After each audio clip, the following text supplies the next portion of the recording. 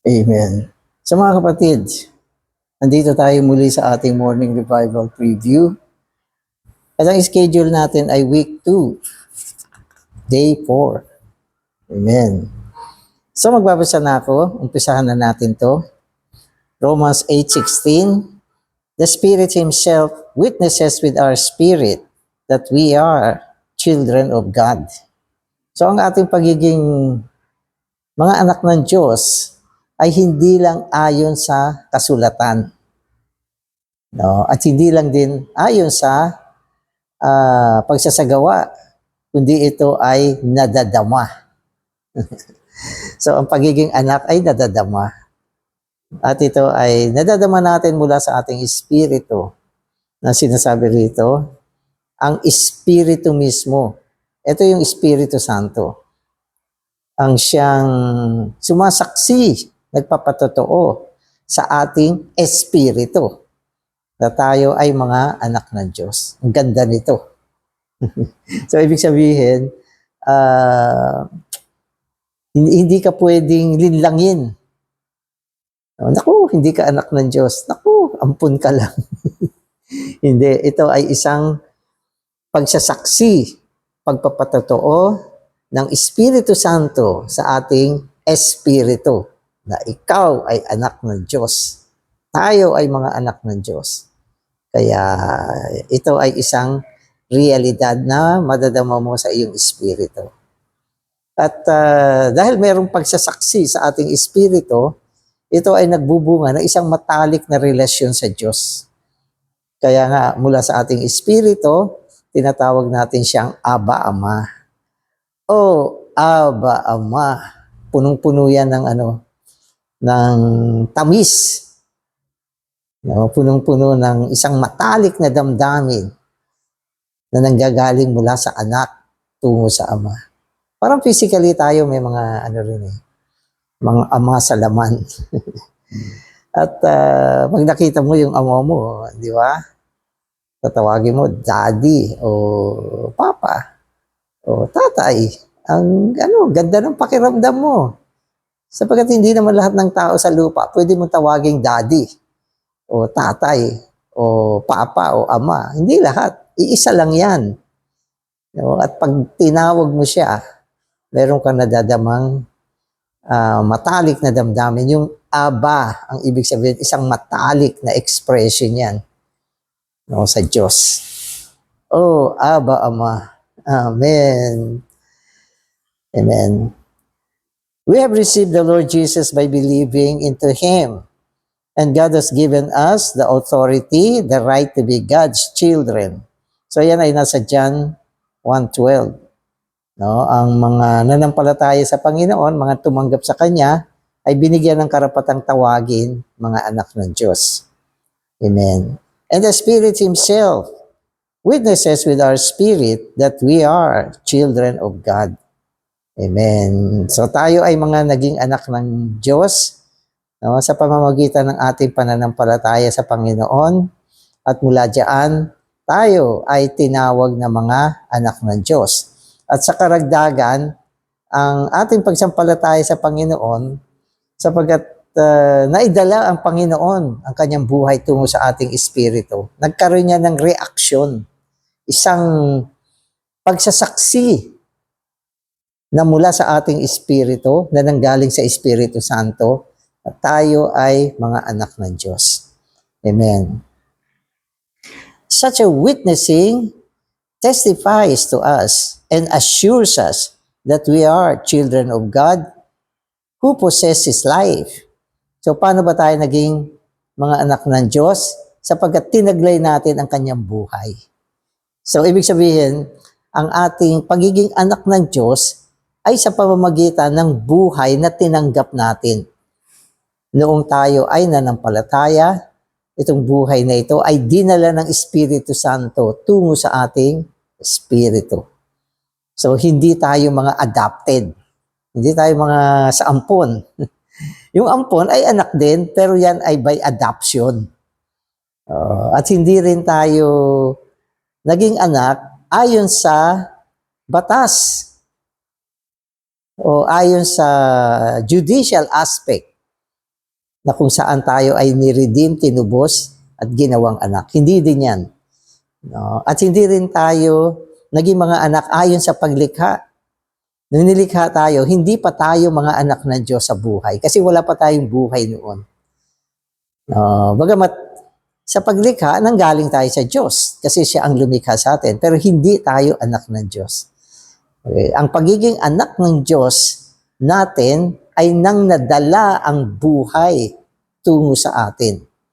At yan ay nangyari sa ating pagkasilang na muli, na naganap nung tayo ay nanampalataya sa Panginoon. So yun yung pagkasilang natin. Kaya yung pagtanggap sa buhay ng Panginoon sa panahon ng pananampalataya ng isang tao ay tinatawag na pagkasilang muli. No, ginamit ng Panginoon yung term na yan. No, maisilang muli. Bakit maisilang muli? Naisilang ka nang minsan eh. Yan ay ang physical na kapanganakan. Pero tayo ay naisilang muli nang tayo ay nanampalataya at tumanggap ng buhay at tayo ay naging mga anak ng Diyos. So we need to realize this and remember it.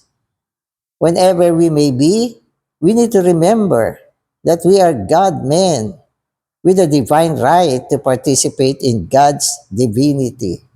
So yan yung resulta ng ating pagiging naisilang na muli at naging anak ng Diyos. Tayo ay naging mga Diyos-tao.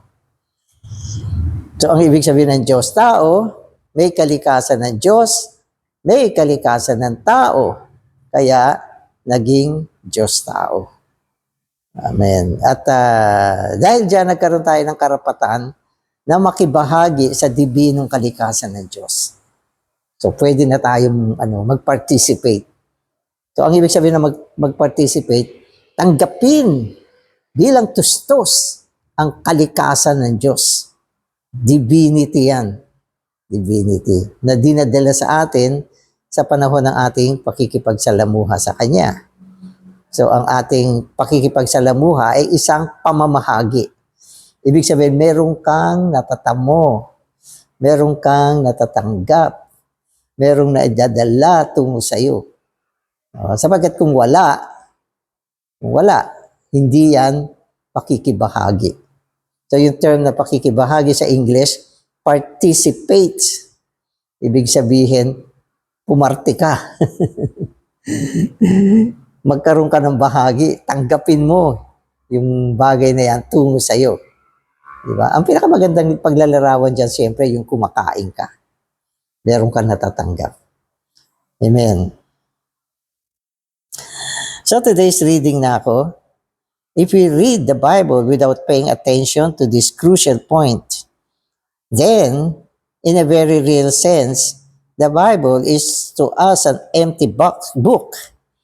This means that although the Bible is real in itself, in our understanding of it, the Bible is empty. Amen. So kung wala kang pagkatanto dito, wala kang realization dito. Ano ba yung dito na ito? So ito ay yung God-ordained way na ang Diyos ay naging tao upang ang tao ay maging Diyos sa buhay at kalikasan, hindi sa pagka-Diyos. No? At kung dumulog ka sa Biblia nang wala kang ganyang pananaw, wala kang revelation ng high-peak truth. So ang Biblia ay magiging basyo. Walang laman sa iyo. Kaya kailangan ang pagdulog natin sa Biblia ay merong isang pananaw ng mataas na rurok ng katotohanan na ang Diyos ay naging tao upang ang tao ay maging Diyos sa buhay at kalikasan, hindi sa pagkaulong Diyos. So importante itong pananaw na ito. No, importante na makita natin na tayo ay mga naging Diyos-tao at naging mga anak ng Diyos sa buhay. Kailangan meron kang pananaw dito. Kaya sa umpisa pa lang binanggit natin to, sinasabi rito, huwag mong kalilimutan ito. No, na ikaw ay may buhay ng Diyos, no, at nakikibahagi ka sa Diyos ngayon. At ito ay karapatan mo bilang isang Diyos tao na naisilang ng Diyos at naging anak ng Diyos. So ito mga puntos na ito, huwag mong kakalimutan sa panahon na dumudulog ka sa Biblia. Anak ako ng Diyos. Meron akong buhay ng Diyos. Kaya meron akong karapatan na makibahagi sa dibinong kalikasan. Magpe-pray read ako. Tatanggapin ko to. Bubuksan ko ang aking sarili. So yung mga ganon, mahalaga yon pag pumupunta tayo sa Biblia. Hindi yan isang pagpunta sa Biblia dahil ito ay obligasyon na kailangan mo magbasa. Noong araw, may mga ganyan leading. Kailangan mo magbasa ng 2 chapters a day ng New Testament, 5 chapters ng Old Testament, araw-araw para matapos mo ang Biblia sa loob ng 1 taon. So merong ganong leading dati. Hindi naman masama yan. Kaya lang, kapag lumalapit ka sa Biblia, dapat meron kang pagkatanto, pananaw sa high peak truth na ang Diyos ay nagkatawang tao o naging tao upang ang tao ay maging Diyos sa buhay at kalikasan. At kailangan man tanaw mo na ikaw ay naging isang Diyos tao sa pagkasilang na muli, nagkaroon ka ng kalikasan ng Diyos. At mula dyan, makita mo ang karapatan mo, karapatan to, na makibahagi sa dibinong kalikasan. Amen. As an illustration, let us suppose that a certain box, which is quite attractive, contains a large diamond. A child may be interested in the box, but not in the diamond. An adult, however, would focus his attention on the diamond contained in the box. Today, many Christians care for the Bible as the box, but they have not seen and do not appreciate the diamond, which is content of this box. And they may even condemn those who have a proper appreciation of the diamond in the box. So, ganyan ang pagsasalarawan. Halimbawa, ang isang kahon, napakagandang kahon. May malaking diamond sa loob. Siyempre, pag yung bata, hindi niya papansinin yung diamond. Konti lang ang kanyang appreciation. Ang mas maaakit siya doon sa box. Ganda-ganda ng box. So, ganoon din yung mga walang pananaw sa high peak truth, sa mataas na pangitain na nakalagay sa loob ng box, katulad ng diamond na sa loob ng Biblia. Kaya yung mga walang appreciation, okay, doon sa laman ng kahon, isang malaking diamond, o doon sa laman ng Biblia, ay mga taong walang pananaw. Walang pananaw sa high peak truth na katulad ng mga bata. Diba? Yung bata, wala siya. Hindi niya pinapansin ang value ng mga diamond. Maglagay ka nga ng isang diamond sa lamesa, saka isang supot na candy. Pipiliin pa niya yung candy. Kasi wala siyang alam. Wala siyang alam. So, ganun din yung mga walang pananaw dito sa high peak truth. Maging pumunta sila sa Biblia, wala silang nakikita. Ang feeling nila, kailangan lang nilang basahin ito. Pero wala silang appreciation sa pinakanilalaman ng Biblia, ang isang mataas na pangitain na gusto ng Diyos na isagawa sa atin. Amen. Amen. The diamond in the box of the Bible is the revelation that in Christ, God has become man in order that man might become God in life and in nature, but not in the Godhead. So ano yung diamond? Yan yung high peak truth. God become man, and that man may become God in life and in nature, but not in the Godhead. Yan yung diamond na nakita natin. So anong meron sa loob ng Biblia? Itong high peak truth. Na ang Diyos ay naging tao upang ang tao ay gawing Diyos sa buhay at kalikasan. hindi sa pagka-Diyos. Yan ang pinaka-controlling vision kasi. Pinaka-namamahalang pangitain. At ang pinakamataas na pangitain na dapat makita sa loob ng Biblia. Amen. We need God to build Himself in Christ into our humanity. This means that we need God to work Himself in Christ into us as our life, our nature, and our constitution. As a result, we are not simply a man according to God's heart. We are God in life and in nature, but not in the Godhead. Amen. So, kailangan makita natin yung gustong gawin ng Diyos. Ano ang kanyang gustong gawin? Gusto niya itayo ang kanyang sarili kay Kristo tungo sa ating pagkatao. Itayo ang kanyang sarili kay Kristo tungo sa ating pagkatao. So, gumagawa siya ng pagtatayo tungo sa atin sa pamamagitan ni Kristo. Amen. So, kailangan natin ang paggawa ng Diyos mismo sa loob ni Kristo. Okay. Bilang ating buhay, kalikasan, at kabuuan upang tayo na mga tao ay maging ayon sa puso ng Diyos. Maging mga Diyos sa buhay at kalikasan, hindi sa pagka-Diyos. So yan yung direksyon ng high peak truth, ang paggawa ng Diyos tungo sa atin. Upang dalhin ang dibinong kalikasan ng Diyos, ang kanyang buhay tungo sa atin. At kung tayo ay natigmakan ng kanyang kalikasan, buhay, tayo ay Diyos sa buhay at kalikasan.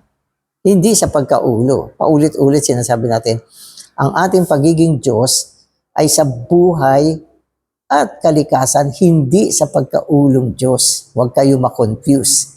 At huwag din natin i-confuse yung iba. At gawin natin malinaw ito, maging sa ating mga pagpapaliwanag. Mahalaga ito. Sapagkat baka magkamali ka ng paliwanag. Diyos ka pala! Luluhod sa iyo yung tao. Sasamba sa iyo yung tao. Pero hindi naman ganun eh. Ang iba, isipin nila na tayo ay mga heretiko o hindi malinaw ang mga pag-iisip na ginagawa ang ating sariling Diyos. Hindi. Kailangan malinaw tayo na ang ating pagiging Diyos ay sa buhay. Kasi may buhay tayo ng Diyos eh. At sa kalikasan. Kasi meron tayong kalikasan ng Diyos na nadala sa atin sa pamamagitan ng ating pagkasilang na muli. Yun. At hindi sa pagkaulong Diyos. Ang pagkaulong Diyos ay tumutukoy sa tres unong Diyos. Ama, Anak, at Espiritu. Hindi tayo na i-level sa tres unong Diyos. Hindi. Kaya kailangan malinaw ito.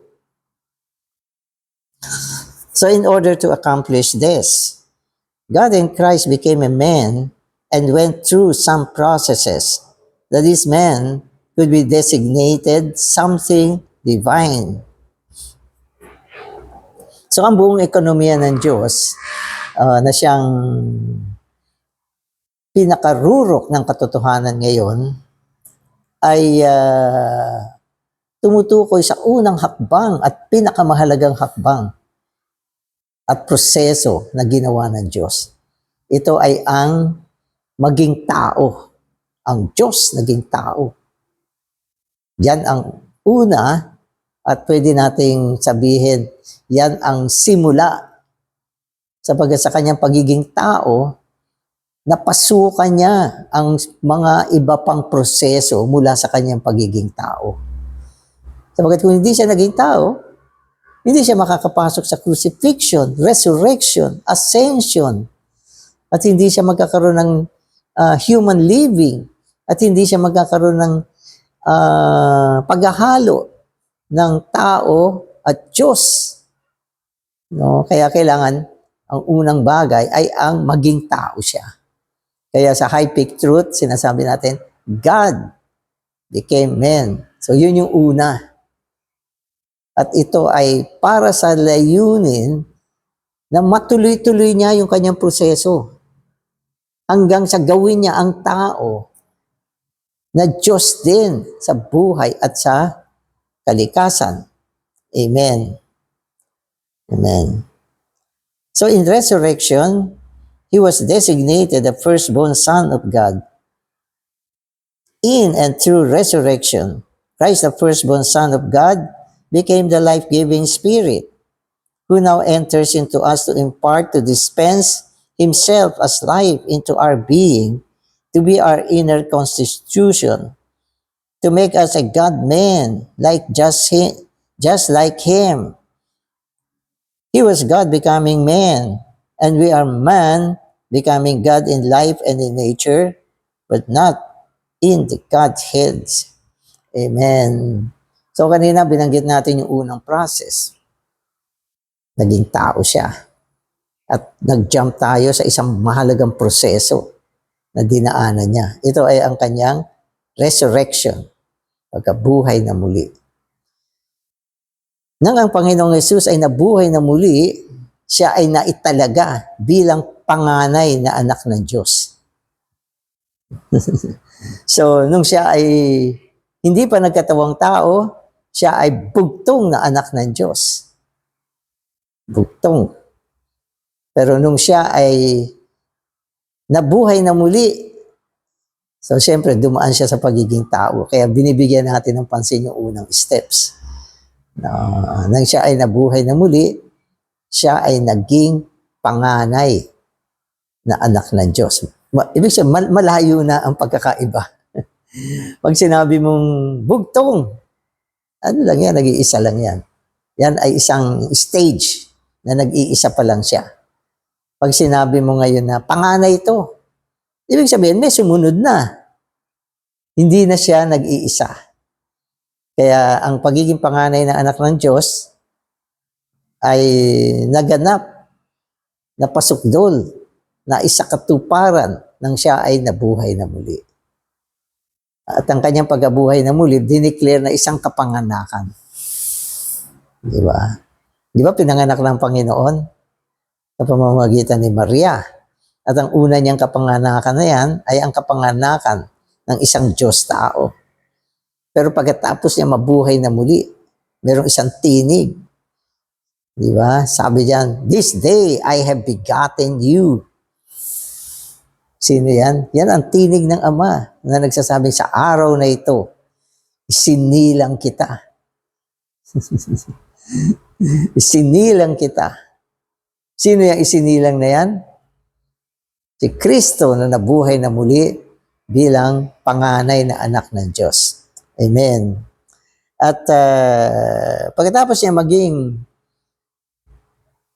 panganay na anak ng Diyos, sa kanyang pagkabuhay din muli, siya ay naging espiritong nagbibigay buhay. So nakita niyo yung mga proseso from incarnation. So nagtuloy-tuloy na siya.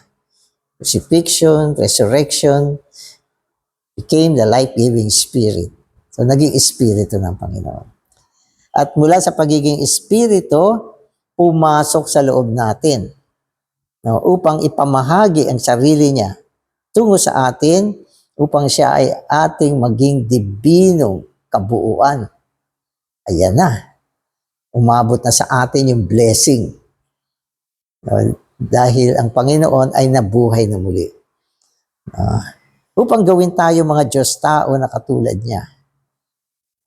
So, siya ay Diyos na naging tao. Di ba? Katawang tao. At upang ang tao naman ay gawin niyang Diyos sa buhay at kalikasan. So, ang resulta ng kanyang pagiging tao, okay, ay ang pagiging Diyos natin sa buhay at kalikasan, hindi sa pagkauli. So, pag tinanong mo, Brother Danny, Diyos tao ka ba? Amen, Diyos tao ako. Bakit? Kasi meron akong buhay at kalikasan ng Diyos.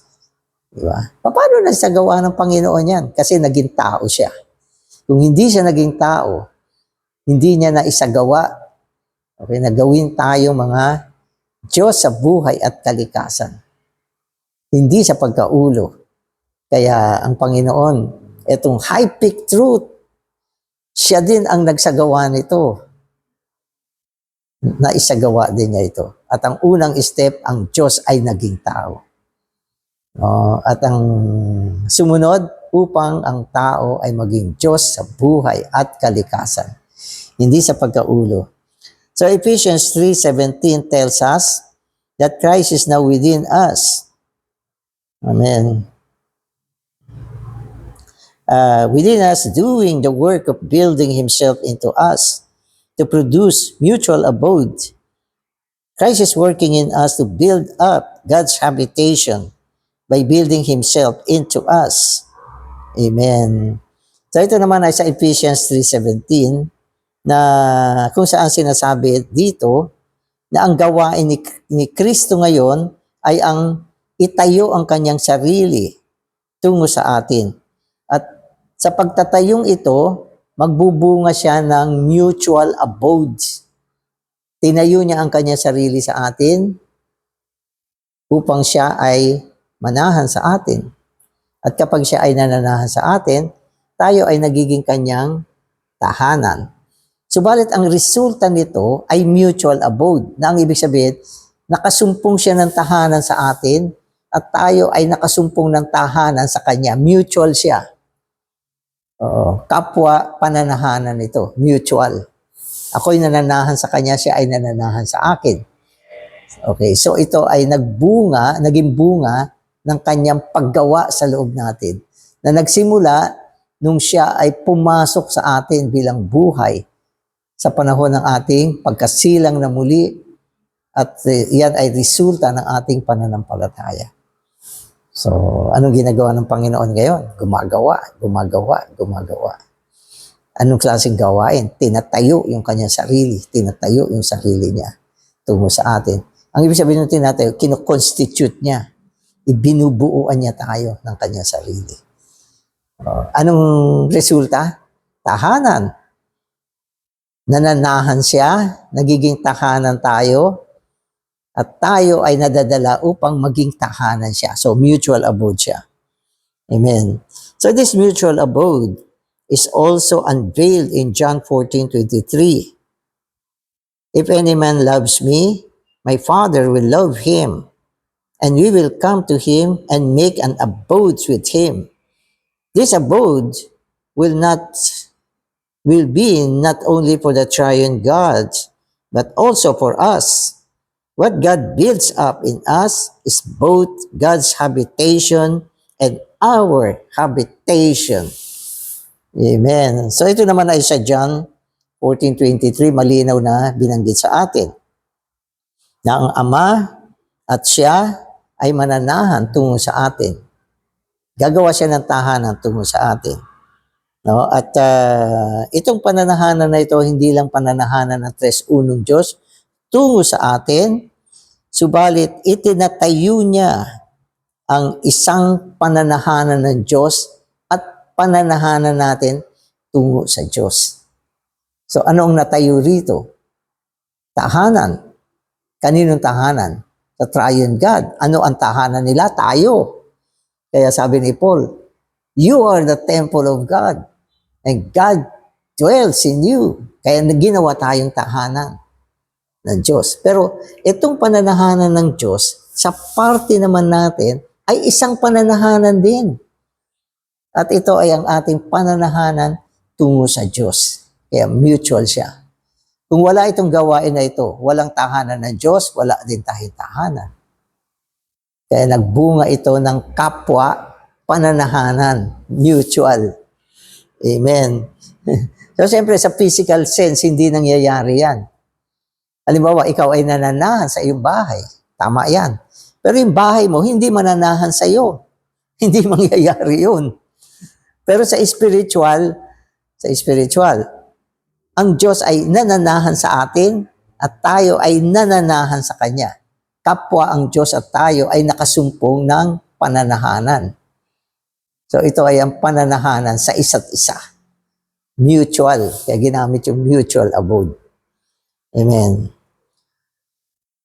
God will have a habitation not by doing or working, but by His building. Amen. Christ builds the church by coming into our spirit and spreading Himself from our spirit into our mind, emotion, and will to occupy our entire soul. This church will become His habitation and our habitation. His habitation and our habitation. So, may verse dito. Ito ay yung Matthew 16:18. Diyan sa verse na yan, sinabi ng Panginoon, itatayo ko ang aking eklesiya. At syempre, lahat naman tayo, alam natin, una, ang eklesiya ay tayo. Tayo mga believer. Tayo ang eklesiya. Tayo ang katawan ni Kristo. At sinabi ng Panginoon, itatayo ko ang aking eklesiya. So, paano gagawin ng Panginoon na itatayo niya ang kanyang eklesiya? So, dito malinaw na sinasabi, dinala niya ang kanyang espiritu tungo sa ating pantaong espiritu. Upang itong espiritu niya ay lumaganap siya sa ating kaluluwa. At hanggang maabot niya, mapuspusan niya ang ating buong katauhan. At itong paglaganap na ito ng Panginoon bilang espiritu hanggang sa ating kaluluwa ay ang pagtatayo ng eklesiya. Amen. At kung itong eklesiya ay naibunga, naitayo, ito ang tahanan ng Diyos na buhay. Di ba? So sinasabi sa atin na ang eklesiya ay ang tahanan ng Diyos na buhay. Pero ang eklesiya ay tahanan din natin. Kaya nga may hymn na home in the church. Ang eklesiya ay ang ating tahanan. Ano tahanan mo? Amen. Ang eklesiya, brother. Ano ang bahay ng Diyos? Ang eklesiya. Siya ang bahay ng Diyos sa bagong tipan. At ito ay patuloy na itinatayo ng Panginoon sa pamamagitan ng paglaganap ng kanyang espiritu mula sa ating espiritu tungo sa ating kaluluwa. So, ibig sabihin, mga kapatid, ang ating espiritu, okay, ay ang siyang tumatanggap ng tustos sa panahon na ito. Siya ang sumasalo, tumatanggap. Isa siyang sisidlan. Sabi ng Panginoon, ang aking salita ay pawang buhay at espiritu. Pagdulog mo sa salita, tatanggapin mo ang tustos ng buhay at espiritu. Saan? Sa espiritu natin. Ibig sabihin, dumadaloy papunta sa ating espiritu. Yan yung pinaka sangkap na pwedeng tanggapin ang tustos ng buhay, ang ating espiritu. At itong espiritu natin, pinupuno. Dinadaluyan. No? Sinasabi sa atin, sa Philippians, ang masaganang tustos ng Espiritu ni Jesucristo. Saan pumupunta yung masaganang tustos? Sa Espiritu. Pero yung Espiritu natin kapag ito ay umaapaw, nagkakaroon siya ng fullness, ito ay aabot, dadaloy, lalaganap sa ating kaluluwa. Ano ang ating kaluluwa? Ang ating kaisipan, damdamin, at pagpapasya. Palalaganapan niya ng Panginoon. Malaganap. Ibig sabihin, ang pagbabago ng kaisipan ay ang pagpapalaganap ng buhay mula sa ating espiritu. Ang ating kaisipan naging tigbak. Anong klaseng kaisipan siya? Kaisipan ng Diyos. Kaisipan ni Kristo. Paano na ibunga yan? Mula sa paglaganap ng buhay. Ang ating damdamin, dati napaka-natural. Damdamin natin. Maging ang ating pag-ibig, napaka-natural. Iniibig natin yung mga gusto lang natin. Namimili. At maging ang mga bagay ng sanlibutan, iniibig natin. Mga maling tao, iniibig natin. Maling bagay, iniibig natin. Napaka-emotional natin. Ang dali natin magdamdam, magtampo, napakarupok. ng ating emosyon, ang dali mabasag. Oo, pero nung malaganapan na siya ng buhay, di ba? Na-transforma na siya, nagbago na siya, nagkaroon ng metabolikong pagbabago ang ating damdamin. Hindi na siya natural. Hindi na siya natural. Hindi na siya madaling akitin. Hindi na siya nai-in-love sa mga walang kwentang bagay. Kundi natuto siyang magmahal sa Panginoon. Yan ay bunga ng pagpapalaganap. At ang ating pagpapasya, dati, napaka-natural. Ano yung gusto mong gawin, yun ang ginagawa mo. Saan mo gustong pumunta, pumupunta ka. Ano yung gusto mong bilhin, biglang bibilin mo na lang. Napaka-natural na pagpapasya. At tungkol sa mga gusto ng Panginoon, napakatigas ng ating will.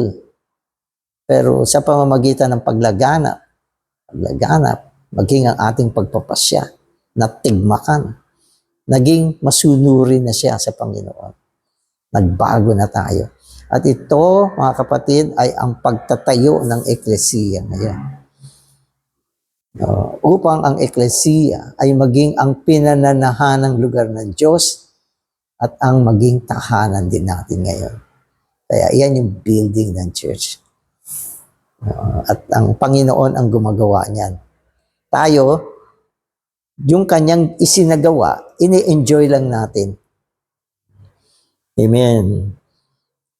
There is no need for us to build anything for God. Wala ka namang kailangan itayo para sa Diyos. Ano ba itatayo mo? Sabi ng Panginoon, itatayo ko ang aking eklesiya. Siya ang magtatayo, hindi tayo. At ang pagtatayo ay ang kanyang paglaganap sa kaibuturan natin, sa panloob na bahagi natin. Kaya sabi dito, there is no need for us to build anything for God. Rather, God needs to build Himself in Christ into our life, nature, and essence. Hindi natin kailangan gumawa. Siya ang dapat gumawa. Itatayo niya ang kanyang sarili tungo sa ating buhay, kalikasan, at esensya. Yan ang paggawa ng pagtatayo ngayon upang maibunga ang kanyang pinananahanang lugar. Amen. Eventually, the triune God will become our intrinsic constitution. We will be constituted with the triune God. The New Jerusalem is the consummation of these mutual abodes, and we will all be there. Amen. So itong pagtatayong ito, mako-consummate, mapapasok doon, at yan ay ang bagong Jerusalem. Lahat tayo ando doon. Amen. So salamat Panginoon sa iyong pagtatayo sa panahon na ito. Kung saan tinatayo mo ang iyong sarili tungo sa amin upang palaganapin mo ang iyong buhay at kalikasan, lalo na sa aming buhay kaluluwa. Panginoon, araw-araw, tanggapin namin ang iyong tustos. Makibahagi kami sa buhay at kalikasan upang bawat araw magkaroon ng isang tunay na pagtatayo sa loob namin hanggang sa ang eklesiya ay maitayo bilang lugar na pinananahanan mo at aming tahanan din. At ito ay mapapasok doon sa bagong Jerusalem. Amen.